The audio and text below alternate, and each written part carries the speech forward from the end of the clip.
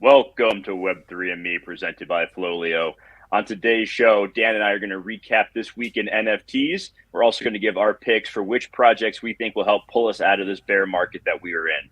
As always, please go ahead, hit that like button, subscribe to the FLOLiO YouTube channel, and head over to our website, FLOLiO.com. That is FLOLIO.com to check out our portfolio evaluation tools and our OpenSea browser extension, both of which are free.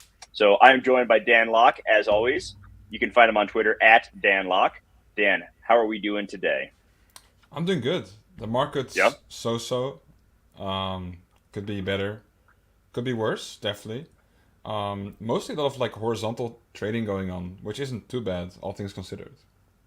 Yeah, we've seen volume, die off a little bit. Last Mm. week we were trading I still look at OpenSea volume, even though it's not my favorite site. But last week we were in the low 20 million per day. This week we've been in like the mid teens. So it feels like with crypto going back up a little bit, people are very content to hold on to their ETH. They don't want to, put into too many NFTs. And why would they when we keep seeing floor prices go down, down, Yeah. down? So before we get started, also, nothing we say is financial advice. Please do your own research. We're just going to recap this week and give our thoughts on how we can get the hell out of this bear market. So if we head over to FLOLiO.com, we can see on the volume charts, for the last 7 days, potatoes has still been near the top, but that Mm. floor has come down. Other deeds floor down to 2.2. Bored Ape floor under 86. Mutant Apes at 17. CryptoPunks, that's gone considerably down. Let's look at even more. Moonbirds under 20. CloneX under 9.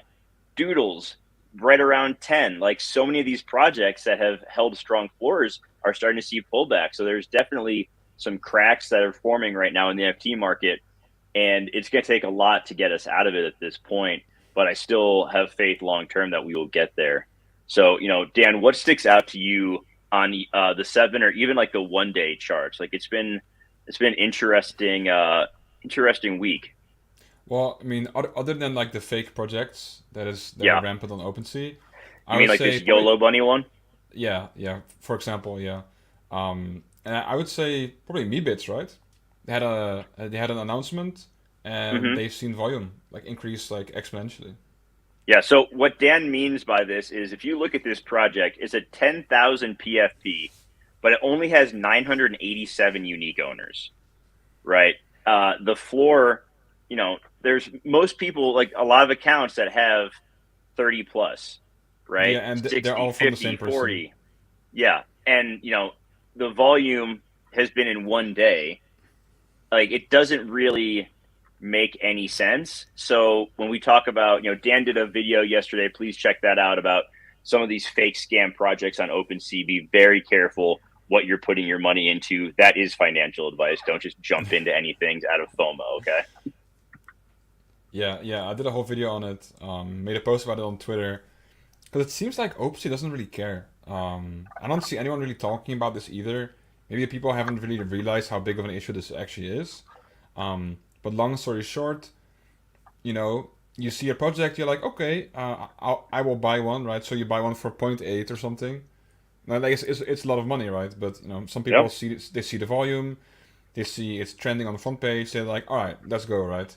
And it's all gone. It's completely illiquid. So yeah, don't get wrecked. Yep. Looking at the market this week, another top mover was actually Azuki, Mm-hmm. who we discussed as being a project that, I at least want to keep my eye on moving forward. There was a pretty big floor sweep yesterday of Azuki of, Mm. Mm. I think about 22 Azukis were sold in Yeah. this sweep.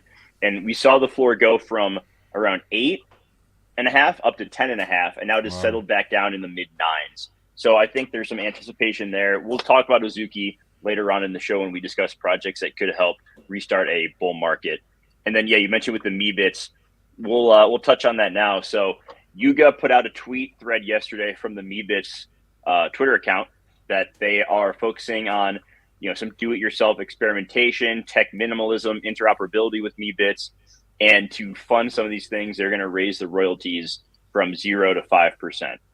Understandably, there's some Meebits holders who were pretty frustrated with that. To put it nicely, that Yuga would raise the royalties from 0 to 5. I understand that frustration completely. Dan, what are your thoughts on it as me being the Yuga stan on this show? Let's get your thoughts first.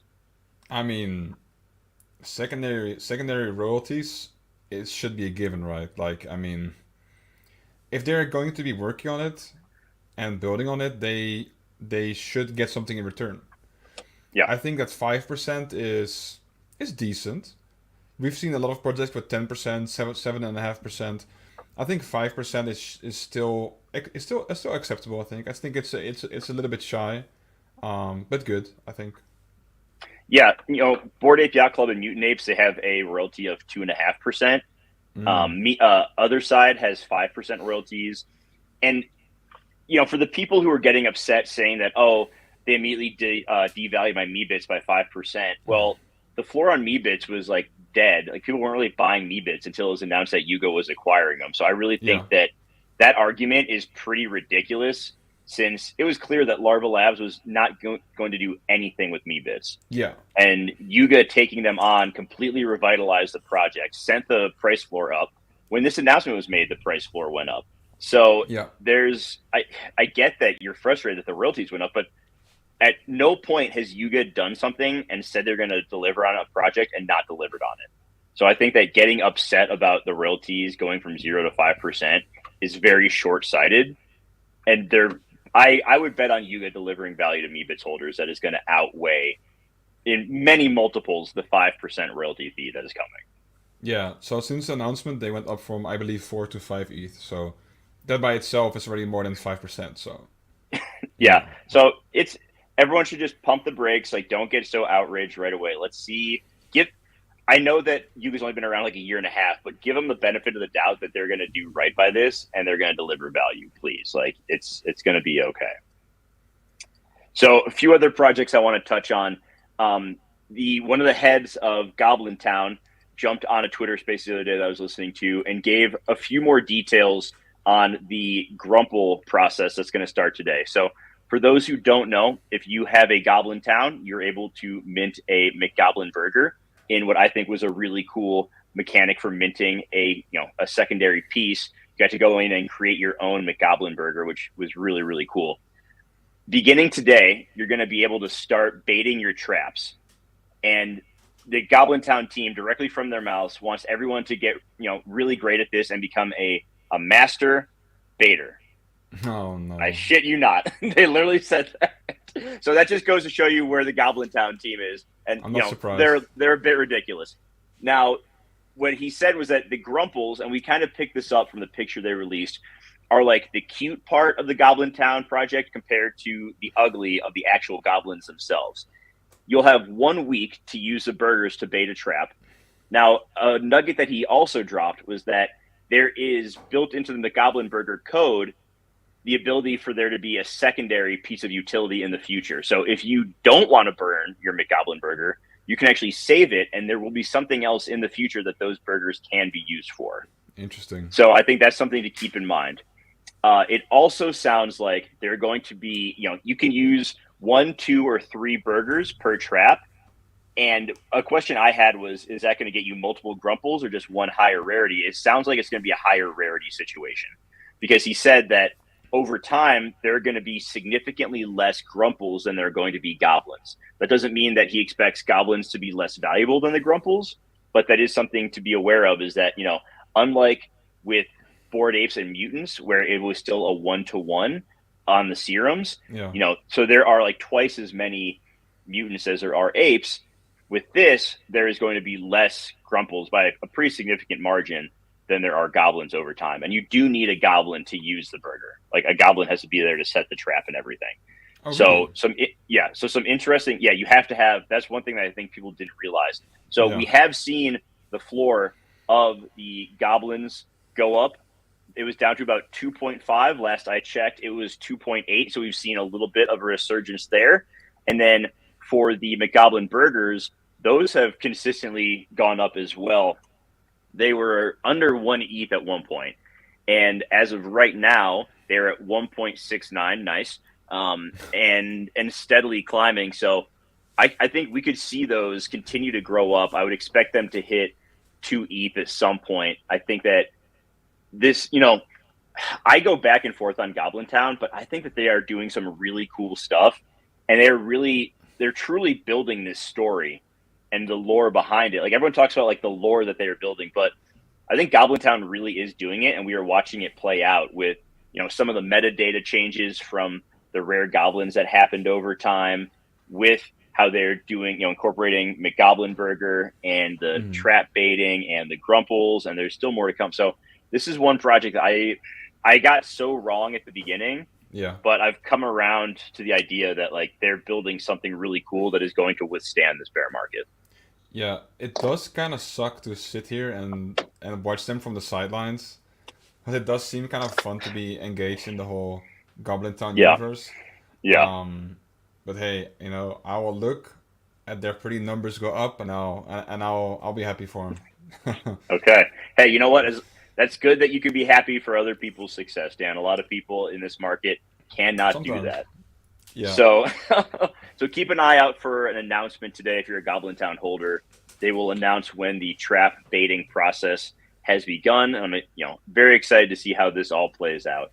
And then, lastly, on the market update, we had 10KTF continues to do. I talked about Goblintown doing great lore. I would say 10KTF is right there, if not better. I'd say they are better than Goblintown. Those are probably two of the top projects in all of the NFT market for like the story that they're building behind it. Like, I love Bored Ape Yacht Club, but their storytelling can't hold a candle to what 10KTF is doing or what Goblintown is doing. So they just had another recent battle.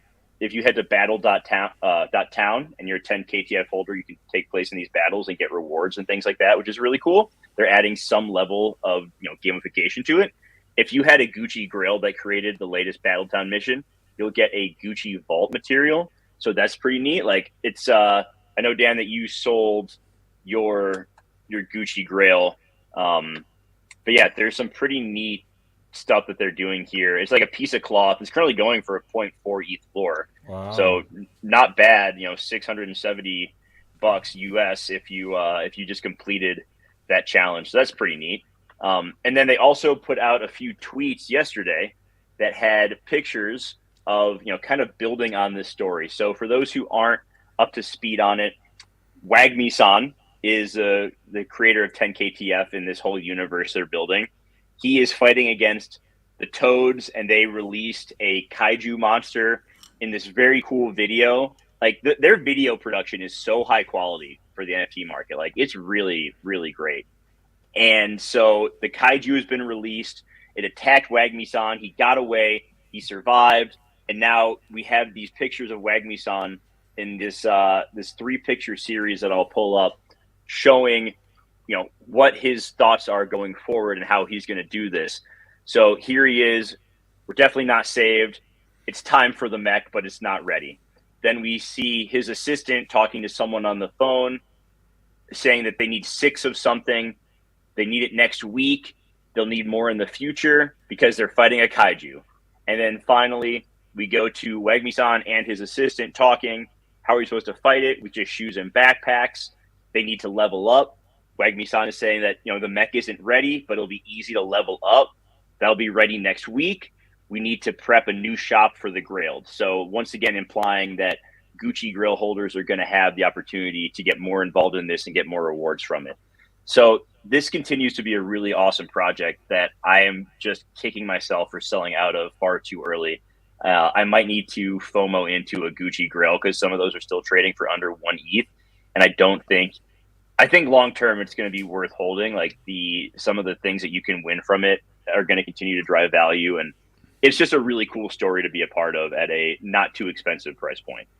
Yeah, it sucks though. Like I sold mine so early, but on their website, I think they said like, yeah, there's not gonna be any like form of I can say it, utility. There you go. Okay. It's weird. I can only say it if I say I can't say it. Utility, right? It's very weird. It's very weird how it works. It's very, but that is how it I works. can't don't say know the why. word. Here's the word. Yeah, I know. It's very strange, God right? damn. But I think it might be like a legal thing, right? Like they say, like, oh yeah, we can't promise anything. and then boom, like, oh yeah, here's a bunch of Here's missions, something. right? Yeah. Yeah. So apparently there's still some issues because Wolf Game owners, holders, they couldn't participate because their assets are staked, Hmm. and they couldn't figure it out in time. So they were just like, yeah, we're gonna do some giveaways for you guys or something. Yeah, So they got there's a pretty shafted. sizable Yeah, pump the on some of post. these yesterday. So the floor for Gucci Girl is up to 1.28 now. So it's definitely picked up some steam in the last 24 hours, especially since that tweet thread came out with Mm. all these pictures. Yeah, I really want to get in. It seems like a lot of fun. It seems like a good project to be involved in. Let me check real quick what the 10 KTF just regular collection is. That has a much bigger supply. The floor on that is zero point 0.5 for some of like the Ooh, like socks and backpacks and stuff. they went down then a Um, lot. yeah, like some of the more rare stuff, like the Bored Ape Yacht Club, like high tops and backpacks are still, hold decent floors of like 1.5 or so ETH. But like just the socks of Cool Cats and Oni, and Mutants and all that stuff is on the more reasonable side, and I still think could have some value in picking that up if that's more in your price range, not financial advice. Yeah. So that kind of covers what we want to discuss in the market. Let's get into where we think the next NFT bull run is going to start. I don't know when it's going to start, if it's going to start. Maybe the Mm. market is dead. Maybe we're just wasting our time doing this show, Dan. But Maybe. I don't think that's the case because I like talking to you about NFTs and hopefully people like watching it. So I still think we have more to come. The NFT market is not dead. There's a ton of uncertainty in the world, in the markets, and we are not immune to that, right? But I do think there are some places that we can point to of Mm-hmm. this will spark greater interest, greater confidence, and that will reignite the next run up. Now, July of last year was also a very slow month in NFTs. And then things went wild in August. I think it'd be really stupid though to assume that August of this year is going to look the same as August of last year. It's just not Mm. that's not how it works. We're in very different macroeconomic environments. We can't just assume that last year's August means that this year's August is going to be great. Yeah, So, yeah. Dan, what are a couple things that you think are going to help lead to, rejuvenation of the market, greater interest, greater excitement, and an increased trading volume? Yeah, I don't know in terms of projects, but one thing I'm pretty sure of is the fact that when MetaMask drops their token, I think it's gonna cause such a huge like surge of volume on OpenSea in general. We've seen this with ENS, and then there was one more, SOS maybe I think, and it SOS, and then just also, and don't forget Looks token back in January as well. yeah, and it went ham. Like Yep. everything went crazy. So not to mention MetaMask, which I think will blow everything out of the water. So one thing that one rumor that's been going around for ages is that it might go off of how much you have swapped on MetaMask, Mhm. because they actually earn a percentage of that or like some fee. Yeah. Um, so I've been swapping like crazy for the last like year, just in case. You never know when Santa MetaMask drops their token. And yeah, I think that the whole like token drop meta has kind of faded away. Yeah. But it was crazy. Like, oh, one ETH there, two ETH there, and then you got Ape, and then you got Lux, the Lux token and the SOS, and everything went crazy. Yeah. We had that like period of time because I think SOS was like December of last year, like literally right around Christmas. And ENS was, I want to say, like October, November of last I year, think something yeah, like I'd say that. so. Yeah, yeah, So we had these. I didn't get any of the ENS, so I did get the SOS and the Looks. And we saw that, at least for the SOS, it pretty much immediately got swapped to ETH for, almost yeah. everybody. And token drops this year, like there was one recently that I'm totally blanking on. Was it the one that Oh, failed like miserably? probably. So there haven't been many lately, which is understandable because when the market is down like this, people are just going to get that airdrop and either swap it to ETH Yeah. right away and devalue the token, or swap it to USD and just take that free money and pay their rent or something. But I think it's a tough market to navigate dropping a token. And one of mine, that I think is going to help with the market is Guttercat Gang, because they're going to be dropping their gang token. They're working with the same company that helped Bored Ape Yacht Club and Yuga Labs drop ApeCoin. So I have confidence that they're going to do it well and they're going to execute on that. But this is not a great market condition to be putting a token out there if you want people to hold it and use it for something other than buying NFTs from different projects. No, yeah, I agree. So And in terms of MetaMask, I'm not sure. I wonder. The real question is like, is it gonna do anything? Because like, if it's just a token with nothing else really to it, then yeah, it's gonna be swapped to ETH like so fast. one thing that I wonder is, will it be a token that you can stake and all of the stakers will earn a percentage of the swapping fees, That'd just be like cool. how LooksRare has, if you stake their token, you receive rewards based on trading fees on the LooksRare site. Like, I wouldn't be surprised if they had maybe daily, weekly, monthly, whatever payouts to the stakers of the mask token based on how much crypto is swapped through the MetaMask platform. Yeah, that would be really cool. Yeah. So I think from that standpoint, I would love to know more of like how much is swapped on a regular basis through them, because then you could Hmm. figure out like, okay, if I stake this amount, I could be earning, everyone wants passive income. Could that provide a little bit of that? Yeah. I think that would be a cool mechanism for them to continue to retain value for their token, so people just don't immediately, because a lot of these token drops lately, the key has been be one of the first people in, and then you just dump Yeah. the shit out of it. And then if you're like one of the last people who realizes it, your tokens are basically worthless at that Yeah. point. Yeah. Okay. Um, some other projects that I think, it always kind of has worked out in the last year that whenever Yuga does something big with Bored Ape Yacht Club, that creates a level of excitement that spreads through the NFT market. Hmm. Coming up, we are going to see Mecha Apes and Mecha Dogs. It's on the roadmap. It was in the pitch deck. I think it's happening August or September, based on what I saw in that leaked pitch deck. And it talked about, a ape and kennel dog monetization effort to get, people who have held the kennel, because the kennel dogs have been out for over a year now. And besides like the little ape coin bonus you got, there hasn't been any utility for holding a kennel dog, but they're going to change that here. So I'm not sure what exactly that's going to be. The common concern is it's just going to devalue the main collection. Hmm. It was teased back in March before ApeCoin came out that a company called Enway is building a game with the Mecha apes and presumably the Mecha dogs that's going to run on ApeCoin. So I think from that standpoint, it's not going to, it's not going to devalue if they execute on that. I'll say it shouldn't devalue the original collections, but I think that you cannot deny the fact that when Mutants came out and was announced, there was a ton of excitement Hmm. back in January when they started announcing things, and in March with ApeCoin and with Other Deeds, a ton of excitement. Now we don't need to get into the Other Deed launch because that was an absolute disaster. We all know that, but Yuga can build excitement more than just about any other brand out there. Yeah, I think part of it is because people who are in a collection are excited because something's happening, right? Mm-hmm. And in most other collections, people outside of the collection don't really care, right? Like why should I care if like Azuki does something, for example, right? Like, it doesn't really affect me too much. But Yuga is so large that it really affects everyone, and that's why there's this amount of hype that it creates like across the entire industry, which is really cool to see.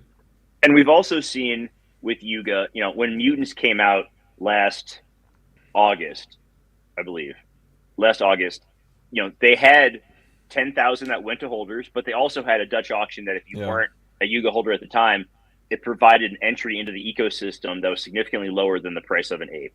When Other Deeds came out, you got one if you were a holder, but you also could have gotten in and got one there. When ApeCoin came out, you got your airdrop, but if you weren't an ape holder, you could still buy ApeCoin and have access to Yuga to an extent. So I think that they're going to do something similar with this, where it's going to increase the supply. It'll be a lower price floor, so to give people a chance to get into the Yuga ecosystem if they're just now getting into NFTs or if they've been around but haven't been able to afford getting in. So I think that, and trickle down economics doesn't really work in the real world, but it does seem to work to some extent in the NFT world, where Yuga holders tend to take the approach of I'm gonna hold sell the milk, hold the cow kind of a situation. You get a mecha ape, dog, whatever. You can sell that for ETH, and if you want, you could go buy a goblin or buy an Azuki or a Clone X or whatever. So I think that those are definitely some options there of ways that we're going to get a little more excitement back into the market. Yeah, definitely. I agree. And in terms of like the mecha dogs, I'm not sure what to exactly call them. It's interesting, Like I looked at the kennel dog floor, but it's so high. It's so high. It's so hard to get into it. Yeah, it ran up. At its peak, it was around like 14. So it's down. It's Yeah. still down from where it peaked. It had that run up a couple weeks ago where it went to like 9.5. It's back down to around 7. So I still think there's value there. I may pick up another kennel dog just because I want the mecha dog and I want to be able to pair it with one of my mutants to get the ApeCoin bonus when ApeCoin staking happens in the next few months. Speaking of Azuki, we discussed that big floor sweep they had. That is another project that, they've had their issues over the last 3 months. They delivered a great NFT NYC experience. They're releasing merch for the first time. I think that if they do something with their next collection, because I still think they're building their story. They had the beans that came out back in April. It still sounds like there is kind of the villain in their story that is still yet to come. And if there is, whether it's like a dark Azuki or if it's some other type of creature, I think that that's another place where we could see some excitement come. I don't have any love for Zagabond and the rug pulls he's done in the past, but they have owned up to it. The community there has held strong. And I think that they're a comeback story that some people will rally behind. And if they release something cool, that could create some excitement as well. Yeah, it's funny because I told you about this Azuki, like Demon Azuki project I bought like a long time ago, right? And they pumped when Azuki was pumping, and there was like this fake like announcement in the Discord where they were like, "Guys, we're collabing with Azuki," and so yeah, it's funny to hear you talk about like some sort of like Demon Azuki, because it brings back memories. Yeah, I do think there will be some sort of like form of dark Azuki or I whatever hope so. that will Yeah. will be part of the lore. A few other projects quickly. I mentioned Gutter Cat Gang. I think when their Gang Wars game comes out and their token drops, it could be really cool. We've heard rumblings that Clone X holders, there's going to be some form of token drop there. I don't know if I believe that one as much, just because they were Artifact being acquired by Nike. I have a hard time seeing them do a token drop. If this Goblintown Grumples thing goes off well and they continue to build out their story, I think that could create some excitement. But really, to me, and this is weird to say based on my recent criticism of some of it, but I think Dapper Labs with NBA Top Shot and NFL All Day has the best chance of bringing in a lot of new users to the NFT space. I'm going to give you a few reasons why, and I want you to tell me if you think I'm right or wrong here. So first off, we're getting ready to go into a lot of the major sports seasons over here in the U.S. Baseball is going on. No one cares about that. Forget about baseball. Football is getting started, and the NFL is huge.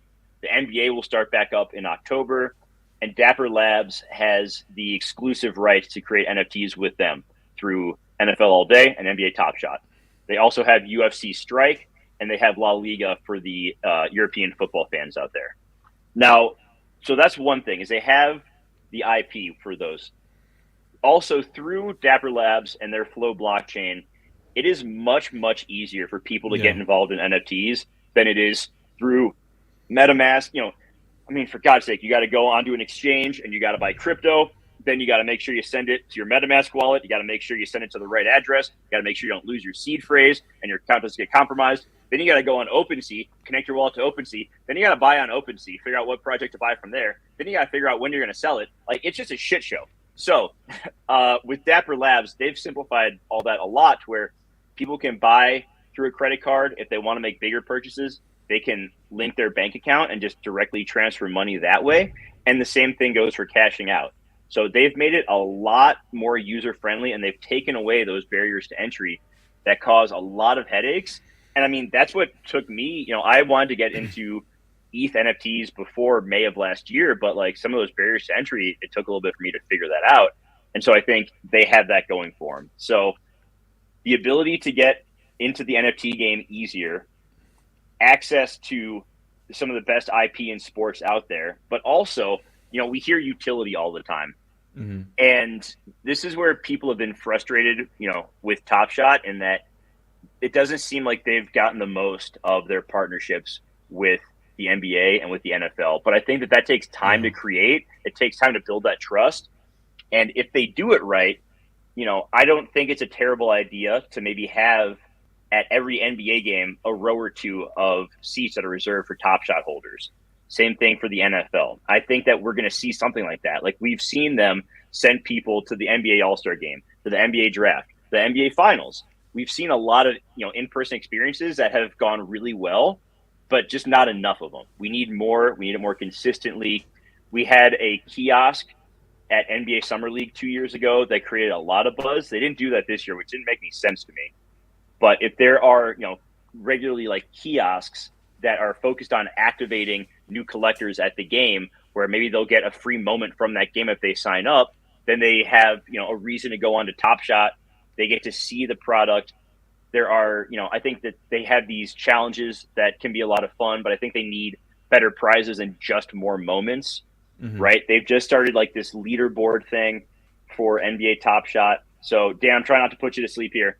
There's a lot that they can do, and they can bring people in at a lower barrier to entry through things they already enjoy doing and show value right away that the majority of other NFT projects are just never going to be capable of doing. So in my mind, NBA Top Shot got me into NFTs. I haven't paid as much attention to it over the last year. I've kind of gotten back into it a little bit because they have done a few things that have piqued my interest. But to me, Dapper Labs is still the best bet at Mm-hmm. a large NFT bull market in the coming 6 months. Yeah, like sports betting in general is really big right now, right? I Mm-hmm. mean, I guess it's always been quite big, and I know this isn't quite sports betting, but I don't really see a reason why these moments can't be the new like large thing in sports, right? And it helps that it's on the Flow blockchain, like you mentioned. It's easy entry, and like you also mentioned on OpenSea and Ethereum, it's so hard to get into it, like because of all the barriers of access, and not to mention, it's also you have to transact to verify your wallet or like verify like a collection, or like there's so it's quite difficult to get into, and with the Flow blockchain, it's much easier. Yeah, a lot of the decentralization maxis hate Dapper Labs because it is a fairly centralized site. But at the Hmm. same time, not everyone wants full blown decentralization and having to worry about, Yeah, complete ownership and where they're going to move their assets.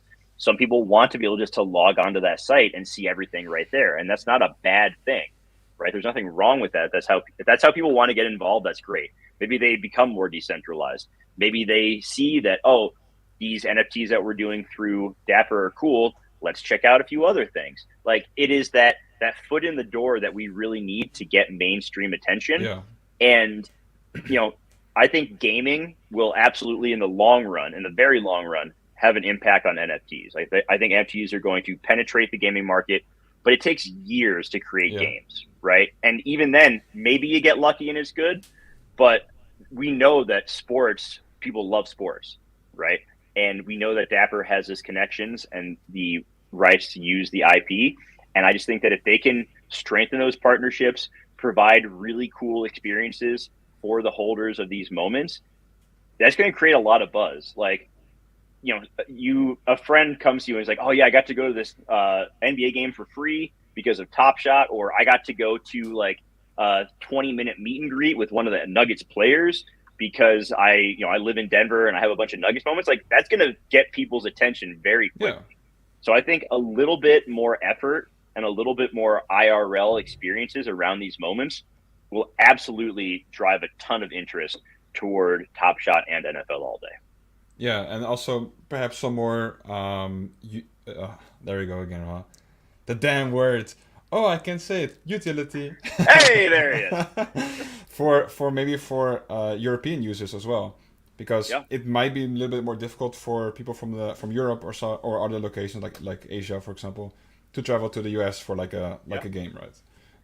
I think it'd be cool if you have your like on Top Shot. I'm a huge Denver Nuggets fan, living in Denver, so I have like I'm on the leaderboard for the Nuggets, Mm. and I think it'd be cool if you were, every month, let's say, you were given a certain number of entries, and you could enter to win tickets or enter to win a signed jersey. Yeah. You have European holders who are like, oh, well, I'm not going to use the tickets, so I'm going to put all of my entries in to try to win a Nikola Jokic or Jamal Murray signed jersey, and that right there provides utility to it that they can then choose.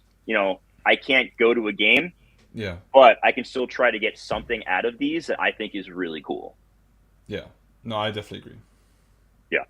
So I think there's that. Um, the final thing I'll touch on is a female focused project. And I don't know if the one that's going to do that is out already, if it's going to be World of Women or Boss Beauties or Crypto Chicks. But I do think that the crypto and NFT market is still so male dominant, and we see more and more women entering, which is awesome. There just needs to be more to it, and I'm not really sure. As a man, I don't know what's going to do that. Yeah. If it's just being more, more inviting, if it's women hearing about it from their friends, whatever it is.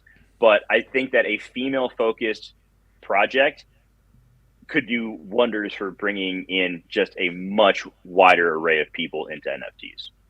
No, yeah, I definitely agree. But yeah, the real question is like what would it look like, right? Like we already have, like World of Women, for example, Mm-hmm. and then it's like if a new project comes along that happens to be, like for some reason very very inviting to female holders or somehow inciting more like female friendly energy into the scene or something, then it's like how do they like will they collaborate, will they clash, like I just wonder what that would potentially look like.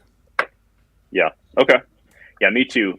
Maybe I think we should try to get on a couple of female guests and kind of ask about this and learn, because I'm going to ask my wife what she thinks, because I'm interested about kind of hearing some non-male Yeah. opinions on this, obviously. Um, so yeah, I think there's still just so much opportunity there. I think one thing is if you're a man on Twitter, don't be a dick and like say inappropriate comments, because that shit doesn't fly and it definitely turns people off. So let's cut that shit out, guys. Okay. Here, here. Um, anything else, Dan, that you want to add to that, or any other NFTs or things that you see as potential catalysts to help bring back the bull market? It's like you mentioned, like play to earn as well, but I think it's just a little bit too early for it. Like of course I'm if you watch the show often, like if you watch our show often, you would know I'm pretty bullish on Wolfgame. Um, like it's gonna depend. I don't know if it's gonna bring like a huge amount of new users. Like we would need something like Axie Infinity, right? Something in that But something scale. fun.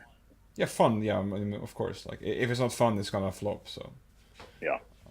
yeah, that's my Okay. those are my closing statements Okay. in Yeah. court. The gaming side of things, like it just needs to be better. Yeah. Like they need to be fun games. Still excited to see what other side has in store for us. Mm. It's been a couple weeks since like the first voyage, and we haven't heard about when the next one is going to be. I'm thinking, and this is why I say it's going to be a while. It's like I think we're going to get, and this is just me going off now. One of like the other side, they said 11 of these first voyages are going to happen. I think we're going to get like one a month at Oof. best, and so like we're looking at a year at Wow. least until the other side game becomes more playable, which shouldn't be surprising. Like it's Yeah. multiple years to create these things. Thankfully, they're partnered with Improbable, who's been building this tech out for a while, so that should expedite the process. But yeah, this is in. So this is something we can definitely talk about. VeeFriends raised $50 million, led by Anderson Horowitz, who is invested in just about every NFT project under the No. sun at this point. And it's a good question by DeKenzo. It's like they made a shit ton of money off of VeeFriends 2. Yeah. Like I want to say that VeeFriends 2 they sold for like what $999 a piece, if I remember correctly, and they sold like 40,000 of them. Like they raised a ton of money there. So what do they need this 50 million for? I don't know. I've I've been a believer that maybe Gary Vee isn't quite the overall big positive for NFTs as everyone thinks, because there's just like he's done V Friends 2, Fly Fish Club, book games. His brother has done his little sports pass thing that has, was an abject disaster when it minted and Yeah, hasn't really yeah, provided any value. So it's like, are the Vaynerchucks here to actually help? They put on VCon, cool. They also made a shit ton of money from VCon, like selling tickets to that and on the secondary sales of that on OpenSea.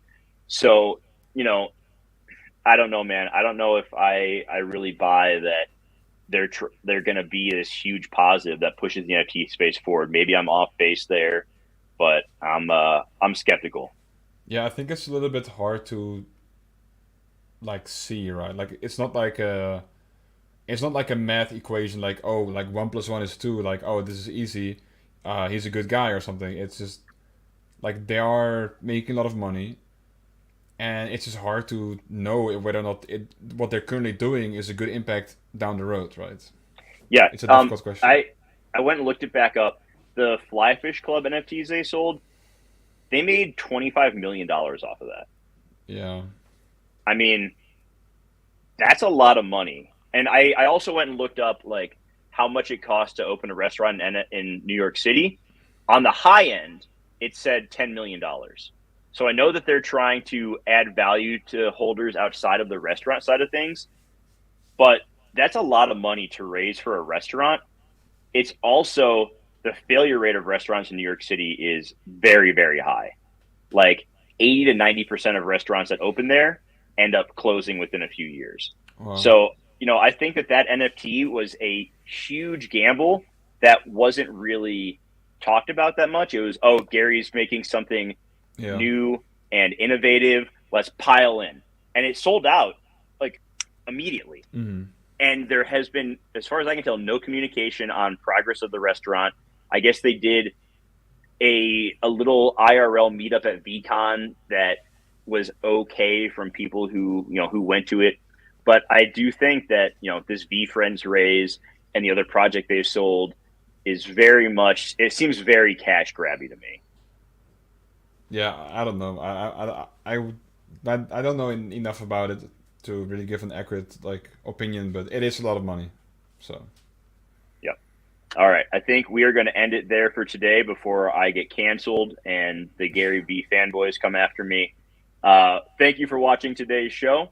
Please hit that like button, subscribe to the channel. We are consistently rolling out 4 to 5 videos a week, trying to keep as much NFT content going, quality content as we can. We're not just going to throw shit out there. Head to FLOLiO.com. Use all of our tools. They keep getting better and better week after week. So for Dan, for the FLOLiO team, I am Jeremy. Have a great weekend, everybody. We will see you next time. bye bye. There it is.